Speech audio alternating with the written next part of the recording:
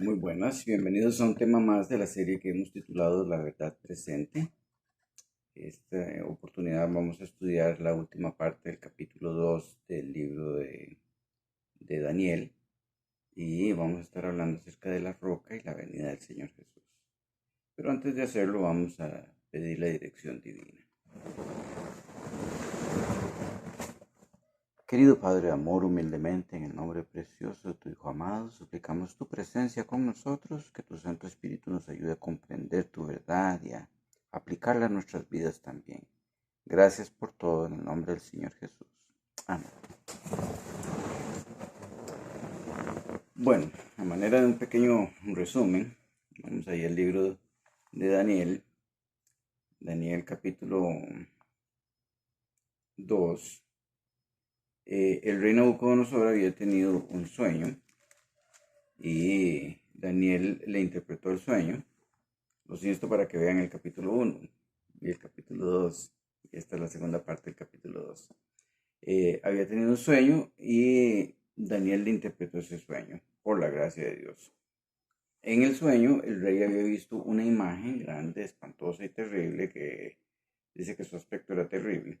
Y era una imagen que tenía la cabeza de oro, los brazos y el pecho de plata, los muslos y el vientre de bronce, las piernas de hierro y los pies en parte de hierro y en parte de barro cocido, de alfarero. Entonces vimos que la cabeza simbolizaba el imperio de Medo-Persia, perdón, de Babilonia, los brazos y el pecho de Medo-Persia, los muslos y el vientre representaban a Grecia y las piernas de hierro al imperio romano y los pies en parte de hierro cocido, en parte de hierro y en parte de barro cocido representaban a la división del imperio romano como se encuentra en estos días.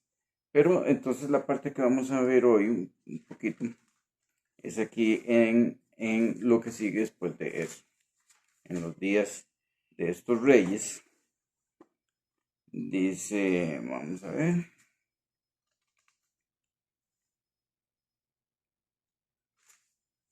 capítulo 2,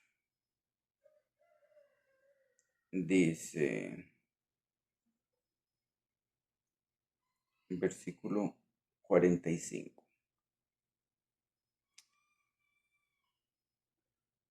De la manera que viste que del monte fue cortada una piedra no con mano, la cual desmenuzó el hierro, el bronce, el barro, la plata y el oro, el gran Dios ha mostrado al rey Nabucodonosor lo que ha de acontecer en lo porvenir. El sueño es verdadero y fiel su interpretación.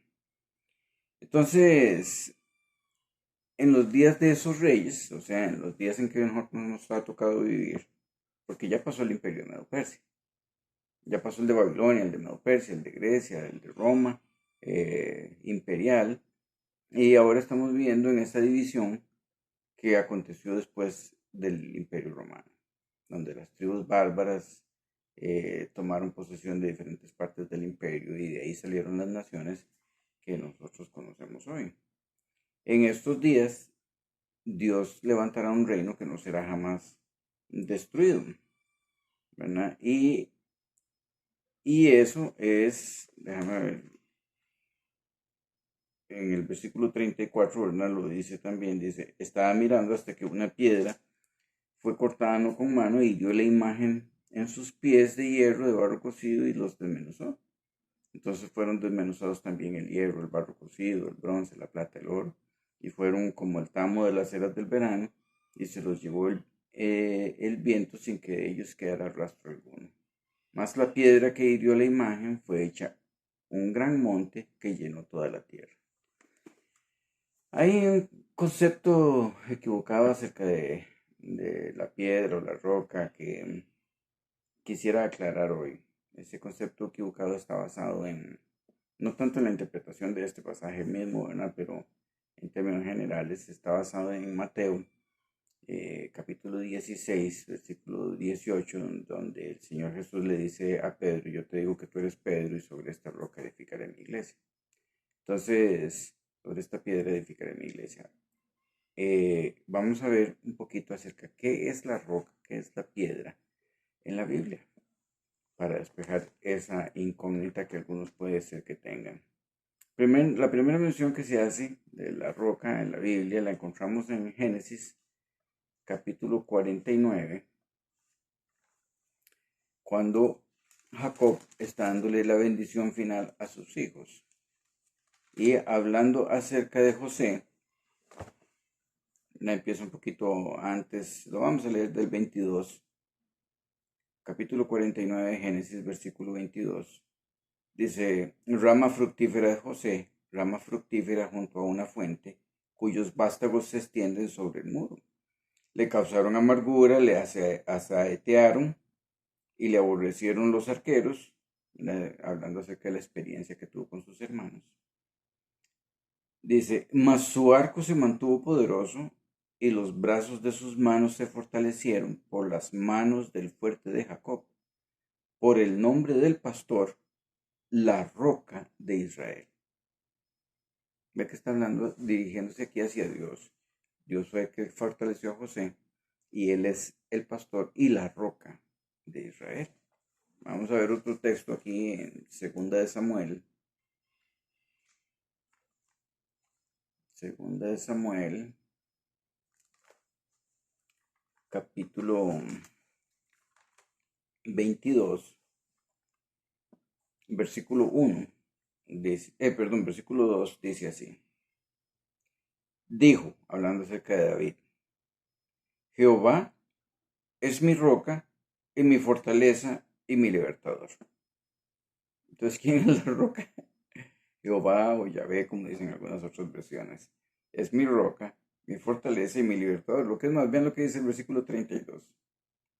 Porque, ¿quién es Dios sino solo Jehová o Yahvé? ¿Y qué roca hay fuera de nuestro Dios? O sea, el único que es Dios es el Señor Jehová o Yahvé.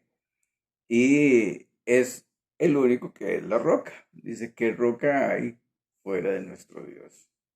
Vamos a ver algunos pasajes aquí en el libro de Salmos. Salmos, capítulo 19 de Salmos.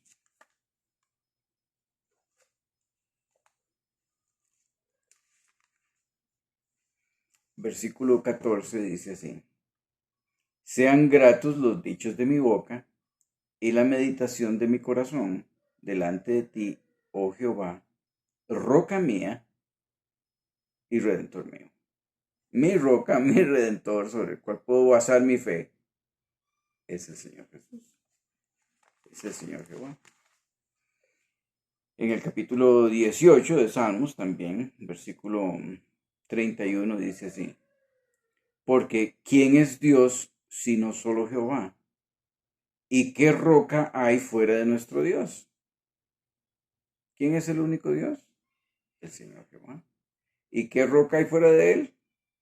Obviamente la respuesta es ninguna. No hay ninguna otra roca, no hay ningún otro fundamento. El único es el Señor Jesús. Bueno, vamos a ver qué fue lo que el Señor Jesús le dijo a Pedro entonces. Ahí en el libro de Mateo, capítulo 16, el Señor Jesús le había hecho una pregunta, ¿a quién dicen los hombres que es el Hijo del Hombre? Pedro respondió, guiado por el Espíritu Santo, por Dios, el Padre, ¿verdad? Respondió, tú eres el Cristo, el Hijo de Dios viviente. Entonces, en ese contexto, el Señor Jesús le dice a Pedro, versículo 18, yo también te digo que tú eres Pedro, y sobre esta roca edificaré mi iglesia, y las puertas del Hades no prevalecerán contra ella. Es interesante que en este pasaje se utilizan dos palabras distintas en griego para hablar acerca de la piedra. El Señor Jesús le dice a Pedro, yo te digo que tú eres Petros. Petro es una piedra suelta. Y sobre esta Petra, que es una roca que no puedes mover, edificaré mi iglesia. O sea, el Señor Jesús le estaba diciendo a Pedro que él era una piedra, parte de la iglesia, pero que la iglesia iba a ser edificada sobre la Petra, sobre la roca. Ya vimos que no hay otra roca fuera de nuestro Dios, refiriéndose a sí mismo. Yo te digo que tú eres Pedro, Petra, Petros, y sobre esta Petra edificaré mi iglesia. Vamos a ver si Pedro lo entendió así, o si no lo entendió así. Porque lo más justo que podemos hacer es ver qué dijo Pedro al respecto, ¿cierto? No lo que la gente dice que Pedro es, sino lo que Pedro mismo entendió. Vamos a ver ahí en Primera de Pedro. Primera de Pedro, que está ya casi por Apocalipsis, ¿verdad?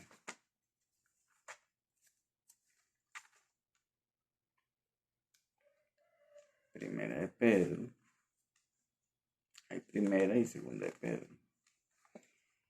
Primera de Pedro capítulo 2 dice así. Bueno, voy a leer desde el versículo 3. El versículo 4 en adelante es que menciona lo de la piedra, pero para coger el contexto.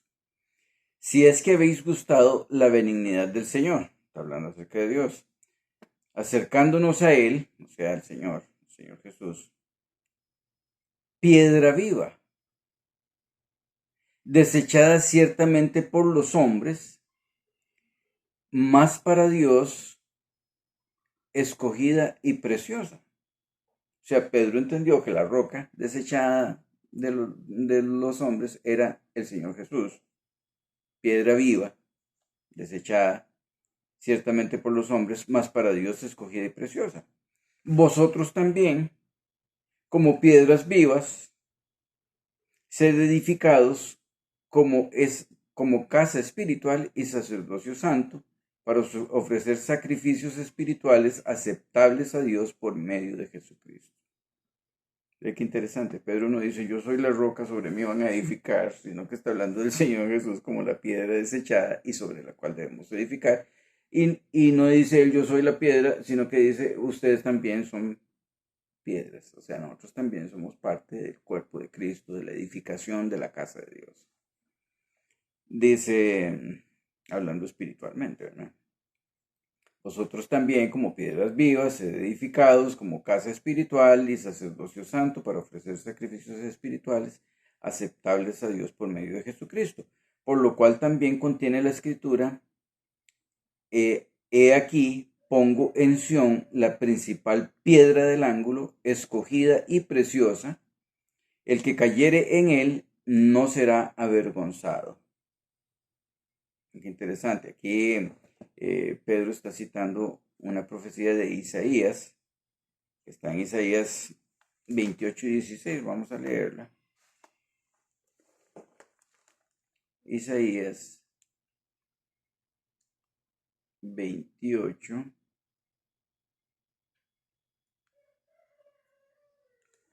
Versículo 16 dice, por tanto, Jehová el Señor dice así, he aquí yo he puesto en Sión por fundamento una piedra probada, angular, preciosa, de cimiento estable, el que creyere no se apresure. Es interesante porque el Señor Jesús también citó esa profecía refiriéndose a sí mismo, y lo encontramos en el libro de Mateo.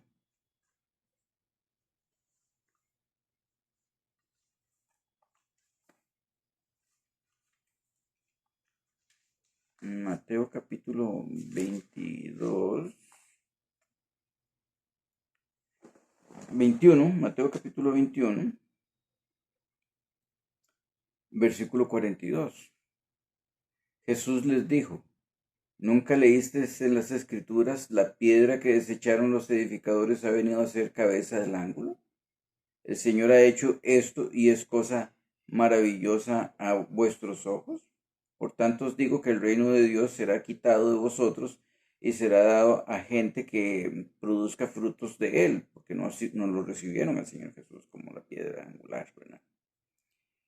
El que cayere sobre esta piedra será quebrantado, que es lo que nosotros debemos hacer, caer sobre el Señor Jesús en quebrantamiento de corazón, y sobre quien ella cayere le desmenuzará, porque al final el Señor Jesús pues dará a cada quien según sus obras. Y oyendo sus palabras, los principales sacerdotes y fariseos entendieron que hablaba de ellos.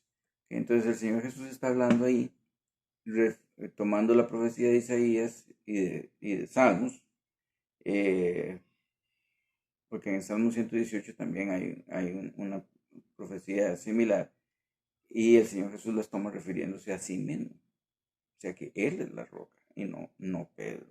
Dios no iba a establecer su iglesia sobre una persona falible y pecadora. Poco después de que el Señor Jesús le dijo eso a Pedro, también tuvo que decirlo: apártate de mí, Satanás, porque ponía la mira en las cosas de esta tierra y no en las cosas de Dios. Y se dejó usar por el diablo. O sea, Dios no iba a establecer su iglesia sobre una persona. El único fundamento firme es la roca de los siglos, es quién es Dios sino Jehová y quién es nuestra roca fuera de Él. Solo Él. Vamos a ver ese pasaje en Salmos también. Salmos, en el libro de los Salmos, capítulo 118.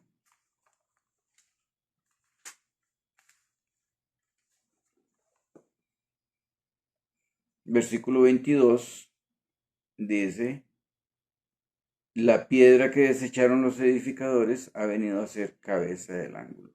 De parte de Jehová es esto, y es cosa maravillosa a nuestros ojos.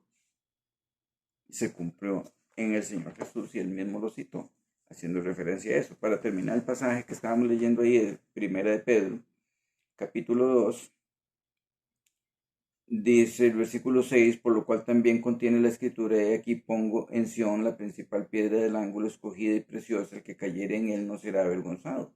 Para vosotros, pues, los que creéis, él es precioso, pero para los que no creen, piedra que los edificadores desecharon, ha venido a ser cabeza del ángulo.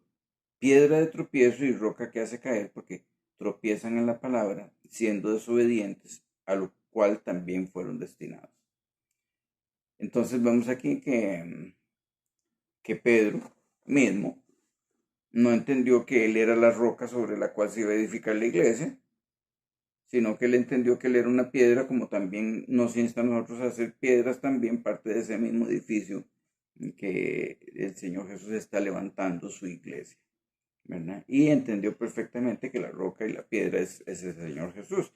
Vamos a ver cómo lo entendió el apóstol Pablo. A ver si el apóstol Pablo creía que la roca era Pedro y que había que fundar la iglesia sobre él. De hecho, al apóstol Pablo le tocó reprender a Pedro por la hipocresía que manifestó,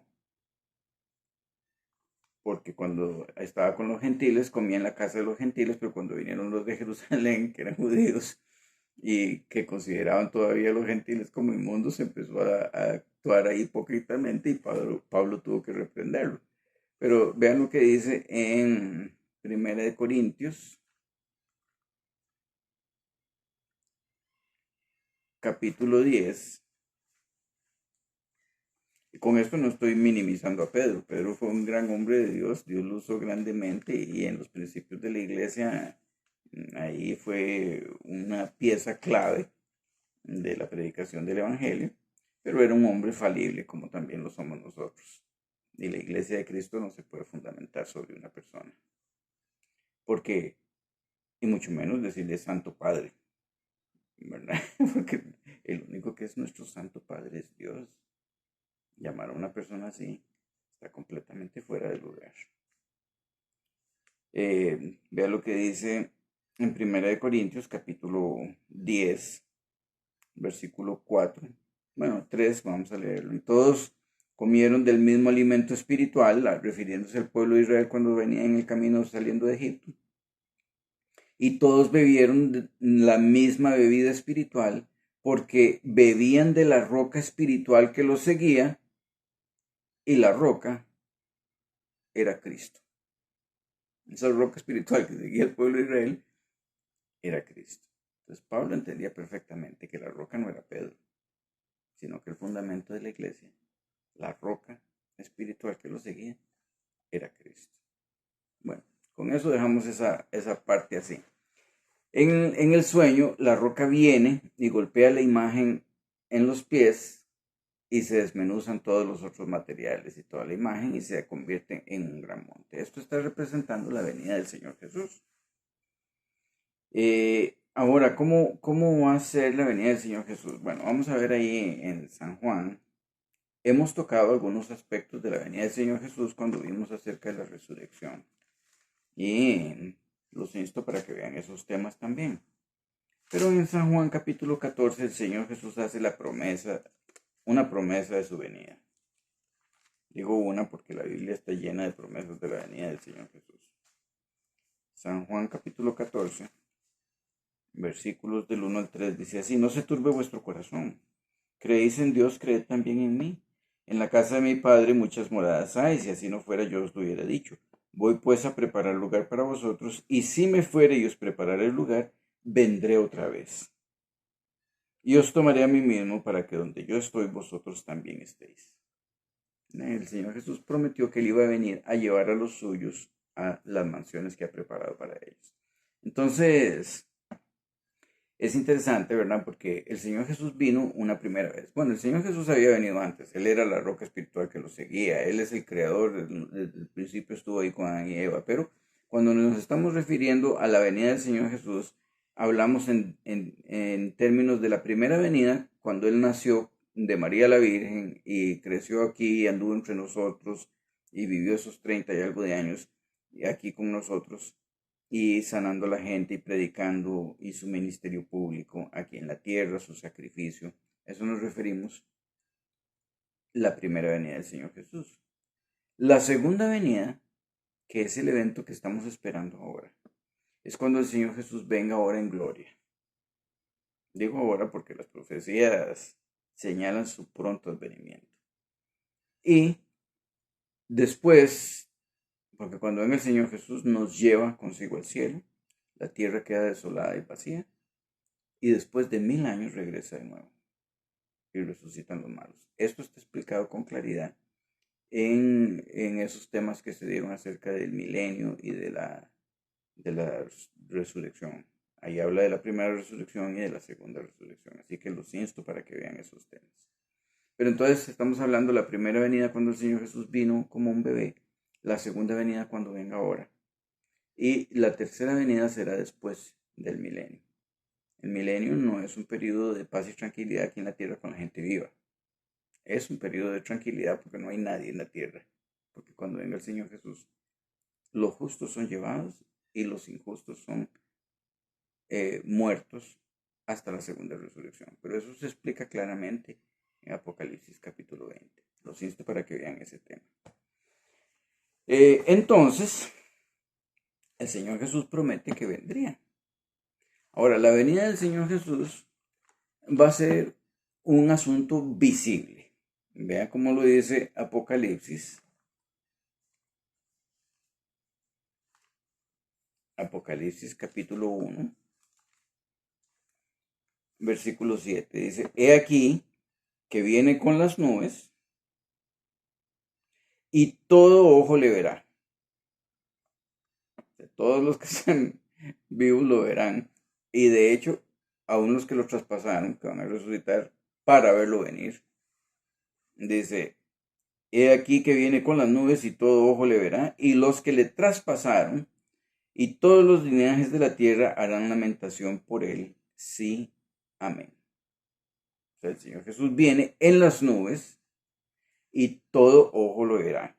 No va a venir en una manera secreta, ni vino ya hace muchos años de una manera secreta.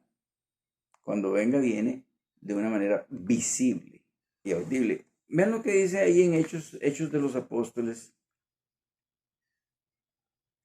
Esto es cuando el Señor Jesús ascendió al cielo. Hechos de los Apóstoles capítulo 1, versículo, bueno, está en el 9, pero vamos a ver de dónde lo cogemos. Hechos de los Apóstoles, capítulo 1, versículo 9, se dice: y habiendo dicho estas cosas, esto es después de la resurrección del Señor Jesús, ya cuando iba a ascender al cielo. Y habiendo dicho estas cosas, viéndolo ellos, fue alzado y le recibió una nube que le ocultó de sus ojos. Y estando ellos con los ojos puestos en el cielo, entre tanto que él se iba, He aquí que se pusieron junto a ellos dos varones con vestiduras blancas, o sea, dos ángeles, los cuales también les dijeron: varones Galileos, ¿por qué estáis mirando al cielo? Este mismo Jesús que ha sido tomado de vosotros al cielo, así vendrá como le habéis visto ir al cielo. Así como subió, así va a bajar. Con la diferencia que cuando venga, viene con gran poder y gloria. Como lo dice ahí en el libro de Mateo, capítulo 25, podemos leerlo.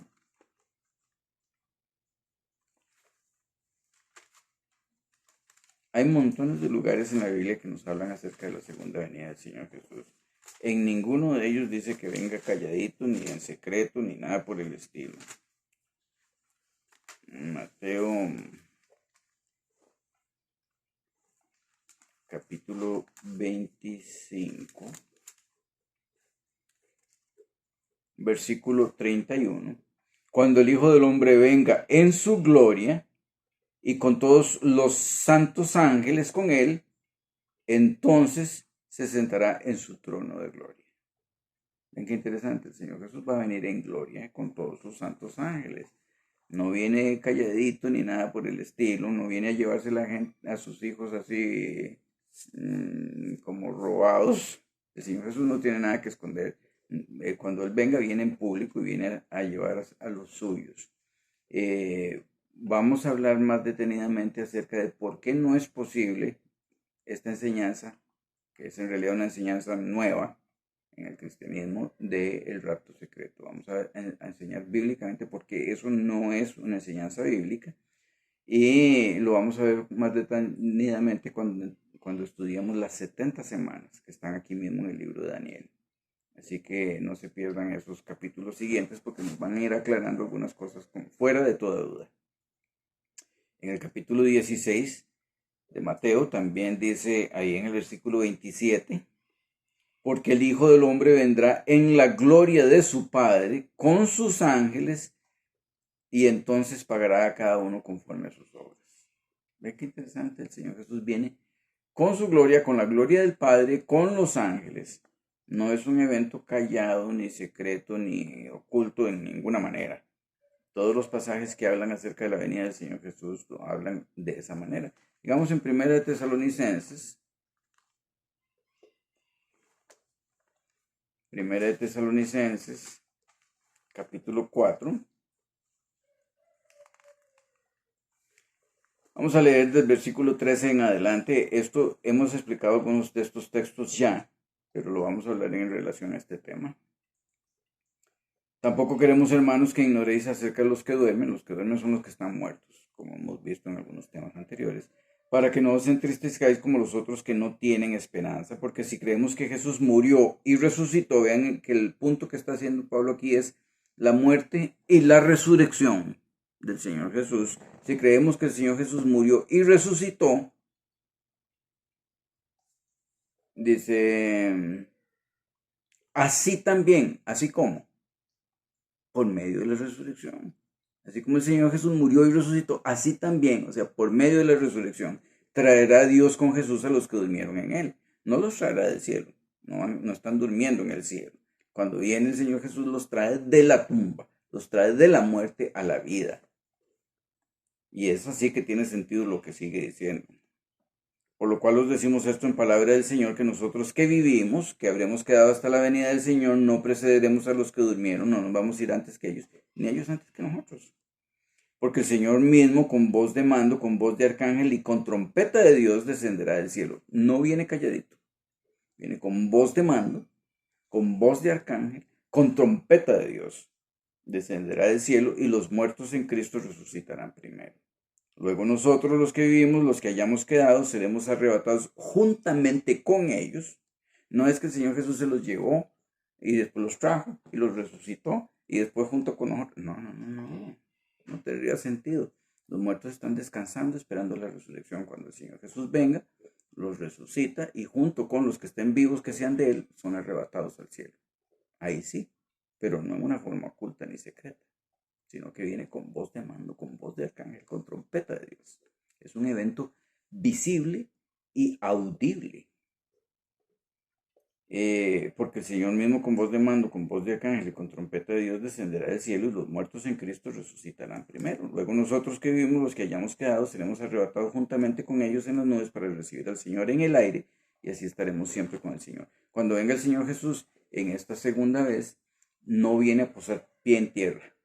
Ya no viene a hablarle a la gente y no viene a sanar enfermos, no viene a predicar y mucho menos a contradecir nada de lo que está escrito en su santa palabra. Digo esto porque el diablo tratará de engañar y manifestarse como ángel de luz. Habrá falsos cristos y falsos profetas y harán grandes señales. Necesitamos entender cómo es el evento de la venida del Señor Jesús. La venida del Señor Jesús es un evento cataclísmico y es la culminación de esta tierra como nosotros la conocemos. Vean cómo lo dice San Pedro. Dice, más, segunda de Pedro, capítulo 3. Bueno, voy a leer desde el 3, aunque quería leer un poco más adelante, pero para que cojamos el contexto. Sabiendo primero esto, que en los postreros días, o sea, en los últimos días, vendrán burladores andando según sus propias concupiscencias y diciendo dónde está la promesa de su advenimiento. Porque desde el día en que los padres durmieron, todas las cosas permanecen así como desde el principio de la creación. Estos ignoran voluntariamente que en el tiempo antiguo fueron hechos por la palabra de Dios los cielos y también la tierra que proviene del agua y por el agua subsiste. Por lo cual el mundo de entonces pereció anegado por agua. Eso es el diluvio, por la maldad de la gente. Pero los cielos y la tierra que existen ahora están reservados por la misma palabra, guardados para el fuego en el día del juicio y para la perdición de los hombres impíos.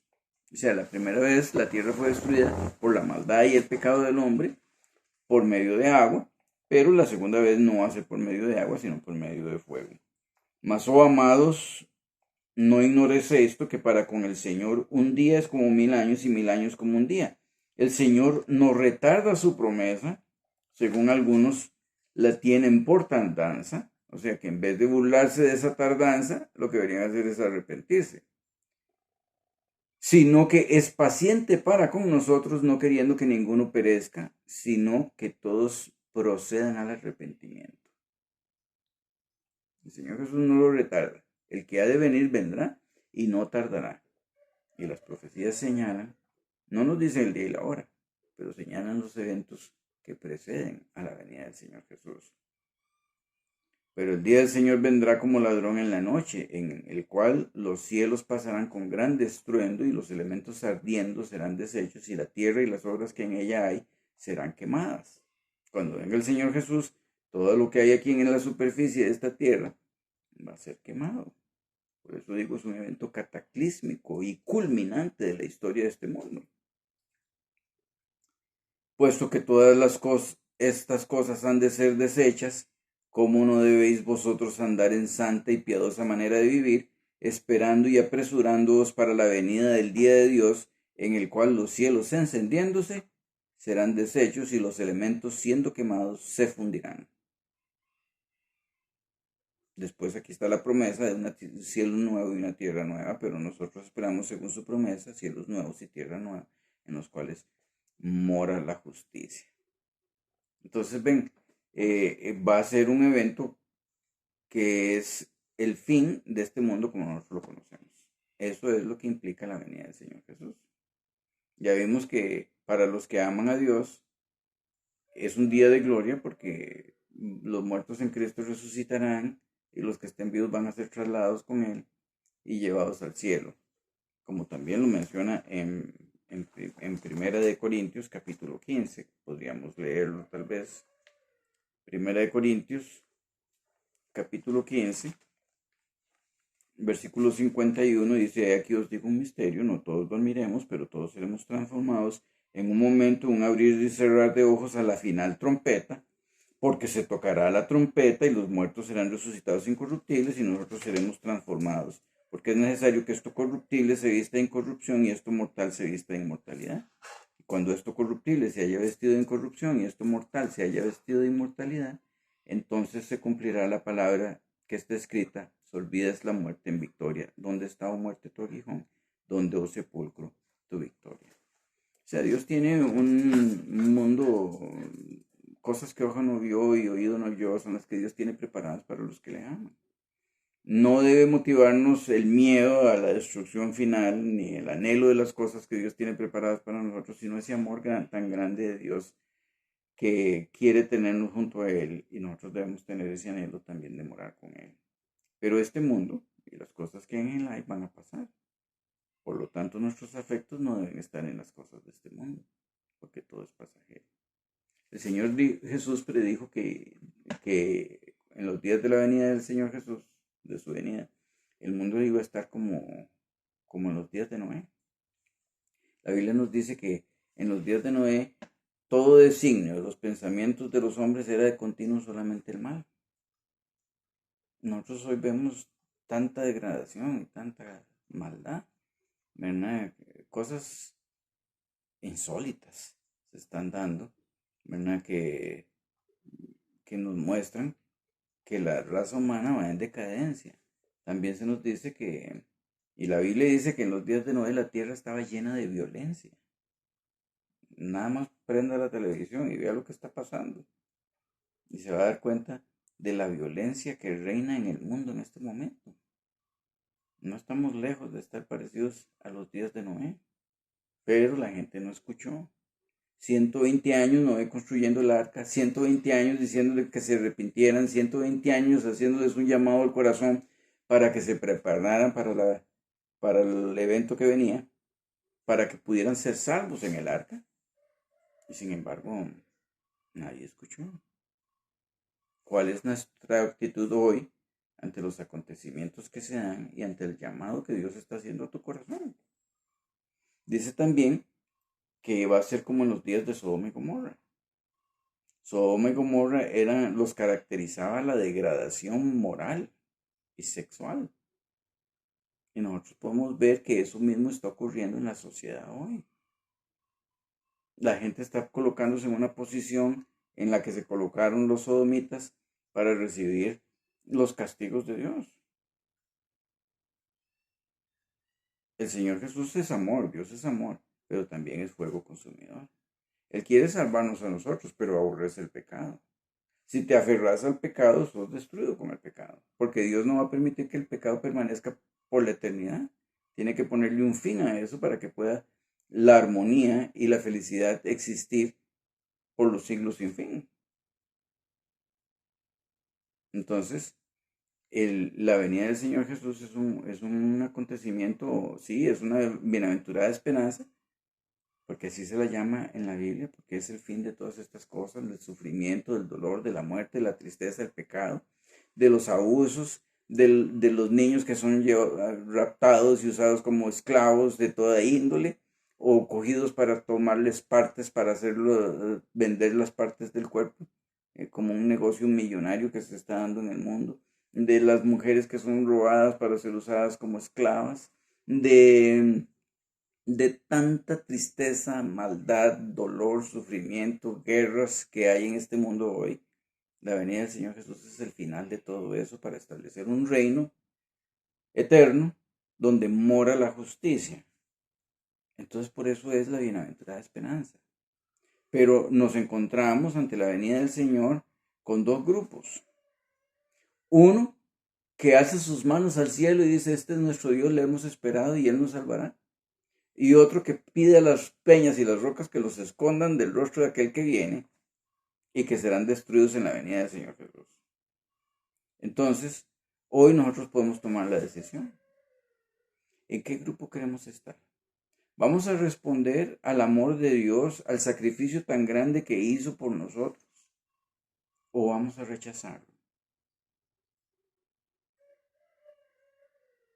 Dice San Pedro: siento que todas estas cosas han de ser destruidas, ¿cómo no hemos de andar en santa y piadosa manera de vivir? El Señor Jesús dijo: cuando vieres que suceden todas estas cosas, por asunto de tiempo, creo que no voy a leer todo el capítulo 24 de Mateo, voy a leer alguna partecita. Mateo 24, voy a empezar en el 4. Dice, respondiendo Jesús les dijo, mirad que nadie os engañe. Si usted no quiere ser engañado, estudie la Biblia, para que se dé cuenta cómo es el asunto, especialmente la venida del Señor Jesús. Porque vendrán muchos en mi nombre diciendo, yo soy el Cristo, y a muchos se engañarán. Oiréis de guerras y rumores de guerras. Eso es lo que está ocurriendo hoy. Mirad que no os turbéis. Dice, porque es necesario que todo esto acontezca, pero aún no es el fin. Los eventos finales van a ser rápidos, en rápida sucesión. Pero esto que estamos viendo ahora es apenas el principio. Porque se levantará nación contra nación y reino contra reino. Y habrá pestes y hambres y terremotos en diferentes lugares. Y todo esto será principio de dolores. Aquí hace referencia a los dolores de parto. Cuando una mujer está por dar a luz, empiezan las contracciones y los dolores y cada vez aumentan en intensidad y en frecuencia hasta que ya no se puede hacer otra cosa que nazca el bebé. Y así serán los acontecimientos de la venida del Señor Jesús. Van a ir aumentando en intensidad y en frecuencia hasta que venga el Señor Jesús. Entonces os entregarán a tribulación y os matarán y seréis aborrecidos de todas las gentes por causa de mi nombre. Muchos tropezarán entonces y se entregarán unos a otros y unos a otros se aborrecerán. Muchos falsos profetas se levantarán y engañarán a muchos. ¿Dónde está su seguridad? ¿Cómo puede saber usted que es la verdad? Bueno, la tenemos en la palabra de Dios. Debemos pedirle que nos dé sabiduría. Debemos estudiarla con cuidado para no ser engañados en estos últimos días con todas las cosas que se van a dar. Bueno, pienso que por hoy hemos hablado suficiente. Y si Dios quiere, en la próxima vamos a ver el capítulo 3 del libro de Daniel. Que el Señor los bendiga. Vamos a orar para concluir. Querido Padre de amor, bendito, alabado y glorificado seas. Ayúdanos a prepararnos para ese día glorioso, a estar en armonía contigo. Si hemos de morir antes, pues que esté sellada nuestra vida en ti. Y si hemos de vivir hasta la venida del Señor Jesús, pedimos que nos ayudes a permanecer fieles y firmes a ti en medio de las circunstancias difíciles que se avecinan. Bendice a cada persona que está viendo este programa e implanta en el corazón de ellos el anhelo de algo mejor, de ese mundo venidero que tienes preparado para los que te aman. Gracias por todas tus bondades. Ayúdanos a responder a ese amor tan grande y a ese sacrificio tan grande que has hecho por nosotros, para que podamos ser rescatados de la vana manera de vivir y de este mundo que va en el camino a la destrucción. Gracias por todo en el nombre del Señor Jesús. Amén.